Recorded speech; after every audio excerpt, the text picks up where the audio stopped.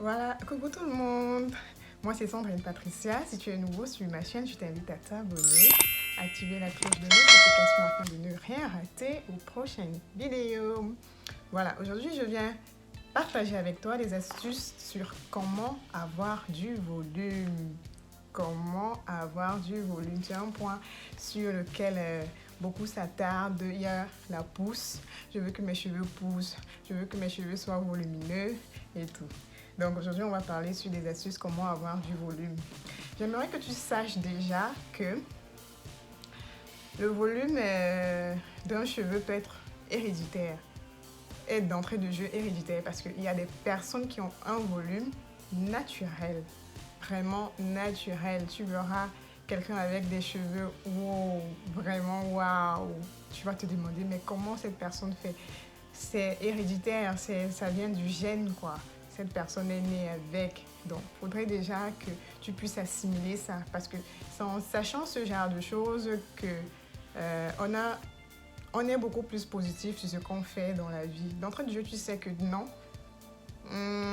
Il y a des différences en fait. Je ne suis pas comme l'autre. L'autre n'est pas comme moi. Donc, déjà, quand tu as assimilé ça, le reste suit son cours. Voilà.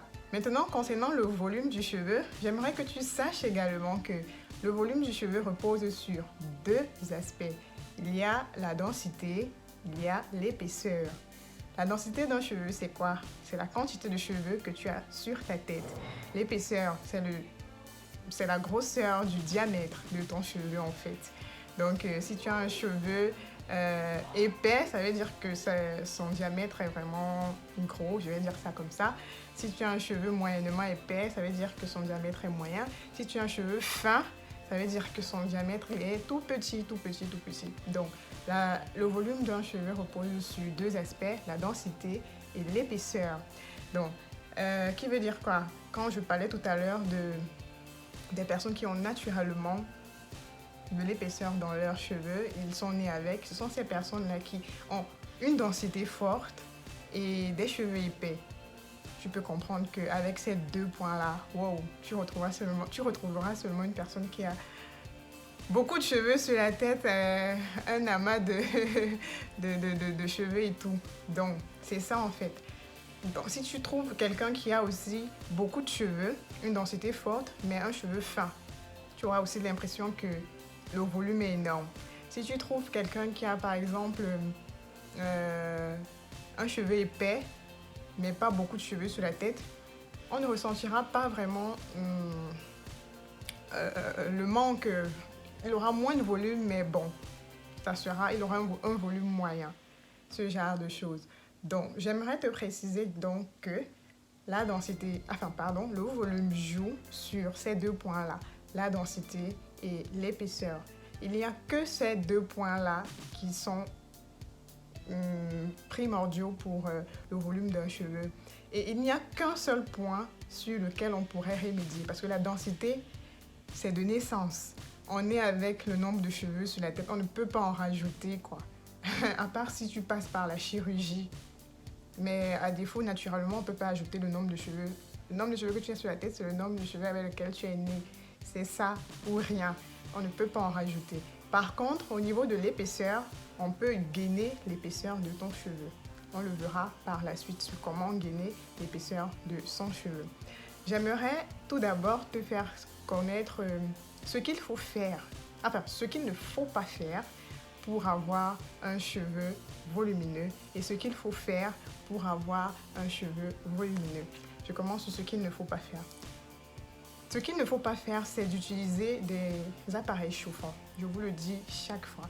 Depuis que moi je suis revenue au naturel, depuis que j'ai commencé mon aventure capillaire, j'ai plus jamais utilisé de sèche-cheveux. J'ai plus jamais utilisé de séchoir. Donc, ce sont des appareils qui assèchent davantage le cheveu et qui dit sécheresse dit cheveux fins. Donc, au fur et à mesure que ça assèche vos cheveux, ça affine votre cheveu. Donc, vous devez vous éloigner de tout ce qui est séchoir, de tout ce qui est lisseur, parce que ça assèche davantage vos cheveux. Pour sécher vos cheveux, vous pouvez le sécher à l'air libre. C'est pas si difficile que ça. Vous laissez vos cheveux sécher à l'air libre, tout simplement. Par la suite, je vais vous parler du défrisant. le défrisant, il faut oublier le défrisant si vous voulez parler de volume. Pourquoi je le dis? Parce que le défrisant assèche également le cheveu. Je vais rentrer un peu dans la science du cheveu. J'espère que vous allez comprendre. Je vais essayer de l'expliquer de la manière la plus facile. Donc, le défrisant, en fait, pour quelqu'un qui va se défriser, en fait, elle va détruire ce qu'on appelle communément le cortès. Le cortès qui est une partie du cheveu, en fait. Le cheveu, il est composé, je crois, je vais mettre le lien parce que j'ai eu à parler de ça dans une de mes vidéos. Le cheveu, il est composé de trois points. Il y a la cuticule, il y a le cortès, il y a la moelle. Le défrisant, lui, il traverse la cuticule, il va tuer le cortès. Le cortès, lui, par contre, il a deux molécules protéinées qui sont la kératine et la mélanine. C'est la kératine qui permet aux cheveux d'être forts. C'est la kératine qui donne la forme du cheveu. Pour nous qui avons les cheveux crépus, les cheveux bouclés, c'est la kératine qui nous la renforce, qui garde nos cheveux sur ce point-là. C'est la kératine qui nous permet d'avoir cette forme-là et tout. Donc, le défrisant, lui, il tue la kératine. Et je vous dis que la kératine et la mélanine, c'est deux protéines qui sont là pour entretenir également notre cheveu. Donc, le défrisant, lui, il tue la kératine. C'est ça qui fait en sorte que ton cheveu, qui est au départ crépus, bouclé, devient raide. Donc, quand il tue la kératine, ça fait en sorte que ton cheveu s'affine. Il lisse ton cheveu. Et si le cheveu, si on a tué la kératine de ton cheveu, forcément, ça t'ouvre à une sécheresse. Parce que la kératine joue son rôle, en fait, qui est là de renforcer ton cheveu et tout ce qui va avec. C'est pourquoi les cheveux défrisés doivent beaucoup faire de soins protéinés. J'espère que je me fais comprendre.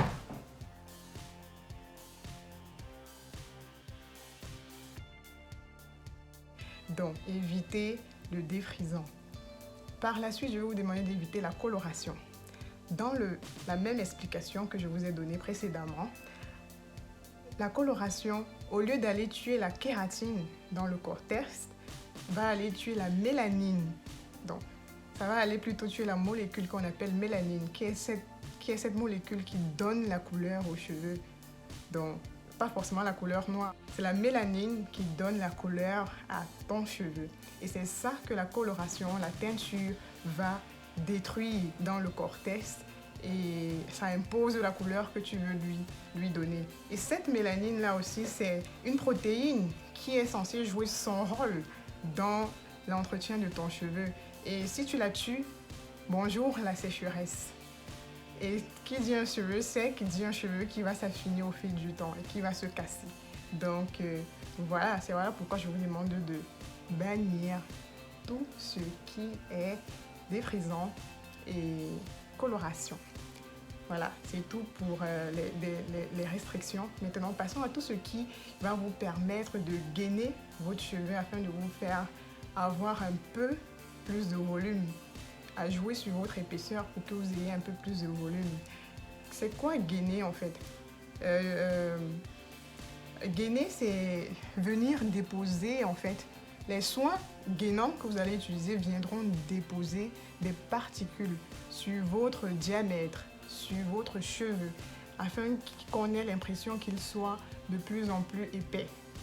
Donc ça viendra au fur et à mesure déposer des particules sur votre cheveu et on aura l'impression au fil du temps, selon la régularité de vos soins, qu'ils seront de plus en plus épais.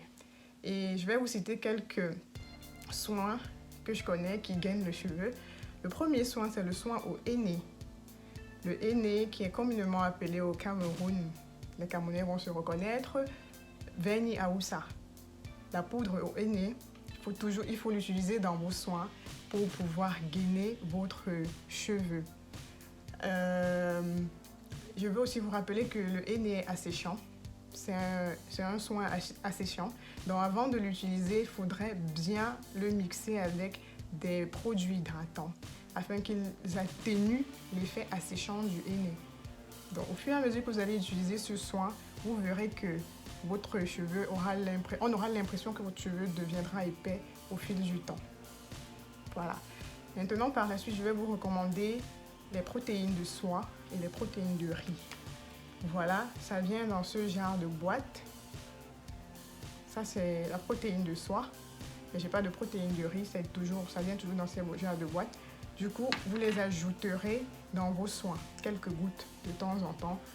Ça permettra aussi de gainer votre cheveu et d'avoir un peu plus de volume.